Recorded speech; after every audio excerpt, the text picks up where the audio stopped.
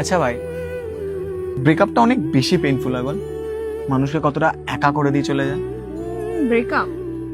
আচ্ছা, তুই এমন মানুষকে ভালোবেসেছিস এটা জেনেও যে সে তোর কোনোদিনই নিজের হবে না? মানে? মানে এমন একটা সিচুয়েশন যেখানে তুই ওর সাথে তো আছিস কিন্তু তাও সাথে নেই। তুই ওর কাছে কোনো কমিটমেন্ট চাইতে পারবি না, এক্সপেকটেশন রাখতে পারবি না। মানে তোদের এই রিলেশনশিপটা শুধুমাত্র একটা কারণের জন্য টিকে থাকবে। আর সেই কারণটা কি? আর সেই কারণটা হচ্ছে হোপ, যে একদিন ওই মানুষটা তোর হয়ে যাবে, ওরও তোর প্রতি ফিলিংস চলে আসবে। আমার মনে হয় এটাই বেশি painful. I don't think that breakup এতটা পেইনফুল।